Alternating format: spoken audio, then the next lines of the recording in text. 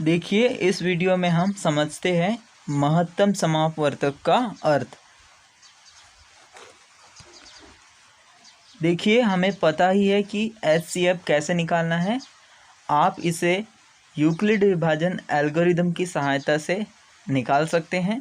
हम directly HCF का यहाँ अर्थ समझेंगे। महत्तम समापवर्तक का अर्थ यह होता है, यदि हमारे पास दो संख्याएं दी हुई हो और उनके हमें बराबर भाग बनाने हों। पहली संख्या के जितने भाग बनाने हैं उतने ही भाग दूसरी संख्या के बनाने हैं, तो वह बताता है HCF यानी महत्तम समापवर्तक। और यह संख्या अधिकतम होती है, यानी कि जितने हम एक ग्रुप के अधिकतम भाग बना सकते हैं उतने ही भाग दूसरे ग्रुप के भी अधिकतम होते हैं, यानी महत्तम होते हैं।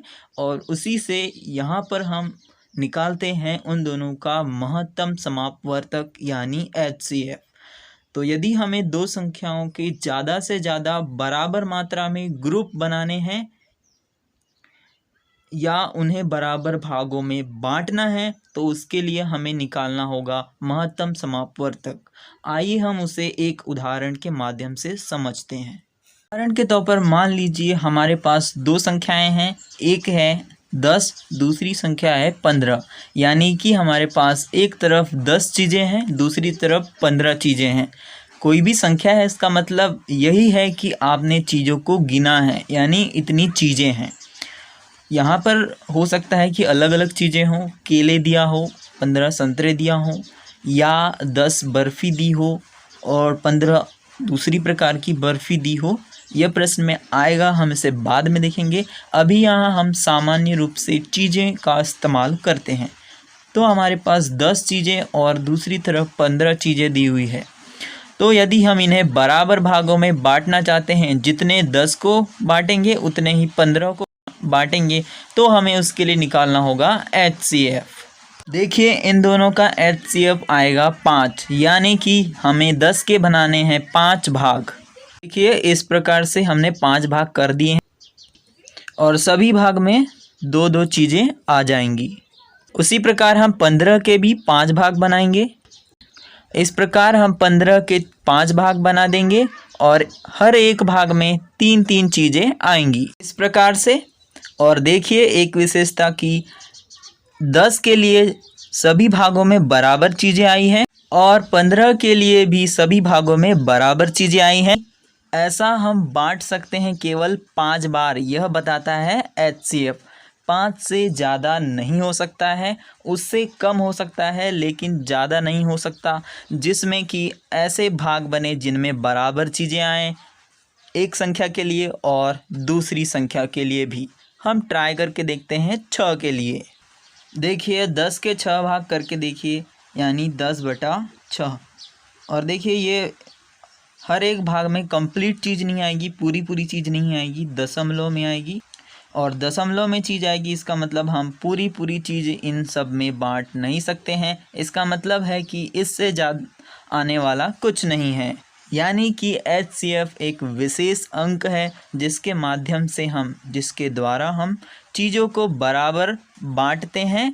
अधिकतम इतने ही भाग बन सकते हैं जिनमें दोनों बराबर होंगे और यहाँ उनके बराबर मात्रा में चीज़ें शामिल होंगी। हम एक प्रश्न हल करते हैं जिससे कि आपको HCF का अर्थ क्लियरली समझ आ जाएगा।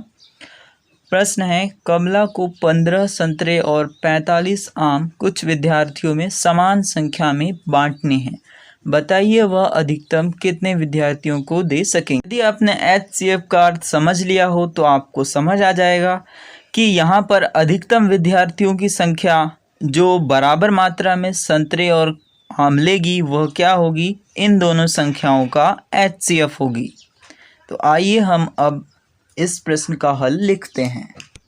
इस प्रकार हम लिखेंगे, विद्यार्थियों की अधिकतम संख्या जिन्हें बराबर संख्या में संतरे व आम दिए जा सकेंगे हो जाएंगी 15 और 45 का HCF।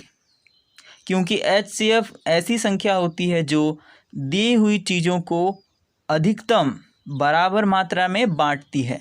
तो अधिकतम हमें बांटना है ज़्यादा से ज़्यादा विद्यार्थियों को देना है और उन दोनों का HCF जो आएगा वही ऐसी संख्या होगी ज़्यादा से ज़्यादा जो कि बराबर मात्रा में 15 और 45 को बांटेंगी, यानी 15 संतरों को हम बराबर मात्रा में बांट देगी वह, और 45 आम को भी बराबर मात्रा में बांट देगी। और उससे हमें पता चल जाएगा कि कितने भाग बने हैं HCF से, और हम बता देंगे कि विद्यार्थियों की उतनी ही संख्या होगी। तो यहाँ तक तो क्लियर है। यदि आपने HCF का अर्थ समझा है तो बिल्कुल एक लाइन का आंसर है, सिर्फ आपको HCF निकालना है। अब हम इन दोनों संख्याओं का HCF निकाल लेते हैं यूक्लिड विभाजन एल्गोरिदम से। देखिए, यूक्लिड विभाजन एल्गोरिदम से हम किस फॉर्म में लिखेंगे, a = b × q + r, और ऐसा तब तक लिखते रहेंगे जब तक कि शेषफल शून्य ना आ जाए। तो देखिए, यहाँ पर a बराबर बड़ी संख्या यानी 45 और b बराबर छोटी संख्या यानी 15।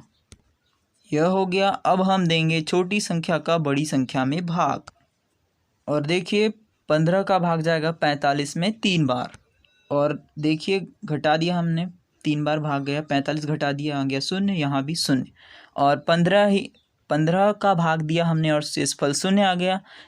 इसका मतलब है कि 15 ही इन दोनों संख्याओं का HCF है, क्योंकि उस जगह पर जहाँ किसी संख्या का भाग देने पर शेषफल 0 आ जाता है, तो जिस संख्या का हमने भाग दिया है वही HCF होती है। इस प्रकार 15 और 45 का HCF हो जाएगा 15।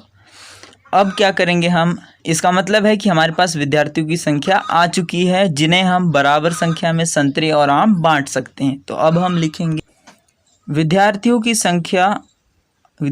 की अधिकतम संख्या जिन्हें बराबर संख्या में संतरे व आम दिए जा सकेंगे वह कितनी हो जाएगी, 15।